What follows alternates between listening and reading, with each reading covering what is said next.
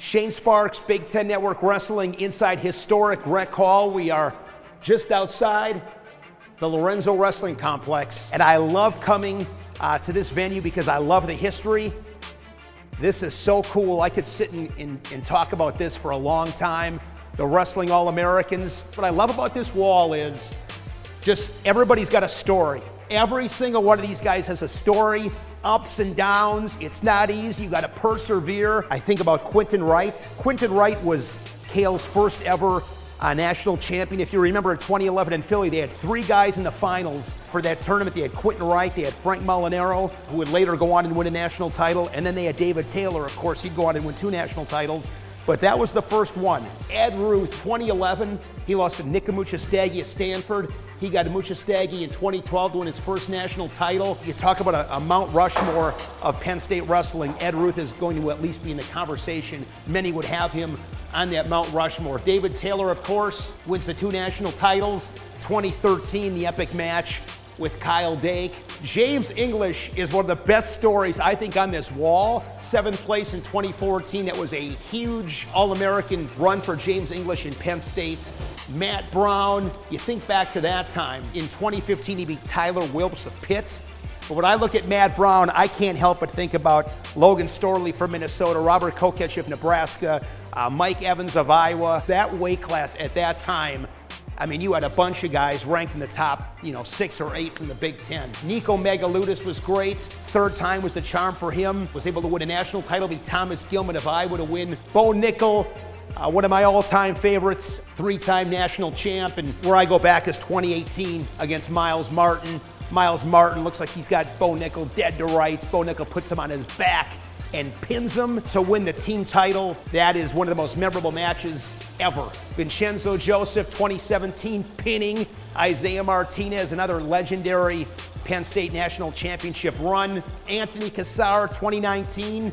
Of course, he gets there by beating Gable Steveson in the semifinals. Only guy to beat Gable Steveson up to this point, beat him in the Big Tens, and then he beat him at the national tournament. Here's a guy, Chopwood, Kerry Water, now an assistant coach at Penn State, Nick Lee. 2021 was such a phenomenal year because, Nick Lee lost to Jaden Ironman in the Big Tens, then he beats Ironman to win the national title. And now more recently, Aaron Brooks, 4-time national champion, Carter Starachi, 4-time national champion, Tyler Kasak, again, the great runs, the great story.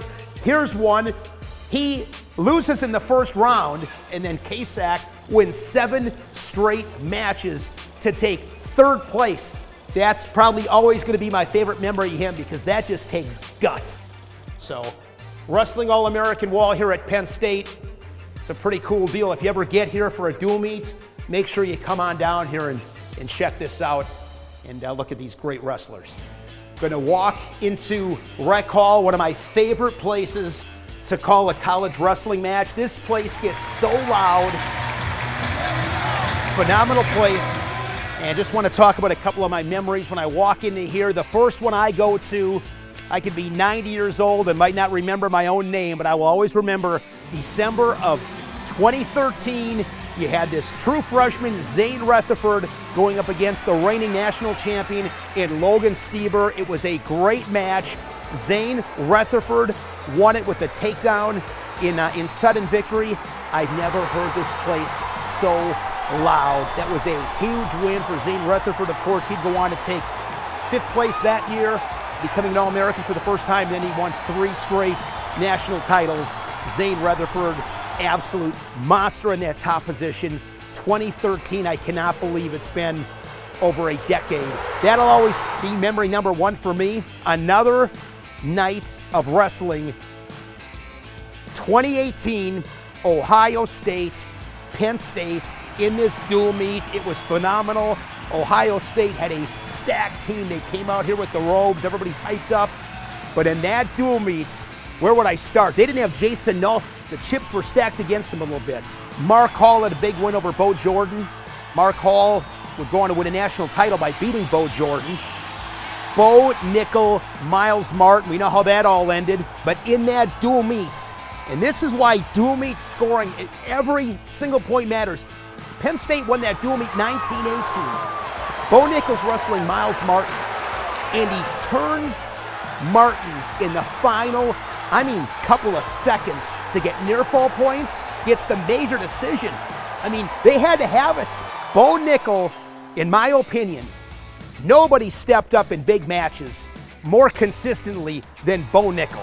If somebody asks me, Shane, you got one guy, that needs to come through for you, give me Bo Nickel every day and twice on Sunday. I don't care who he's wrestling. I don't care what the situation is. Give me big match Bo Nickel.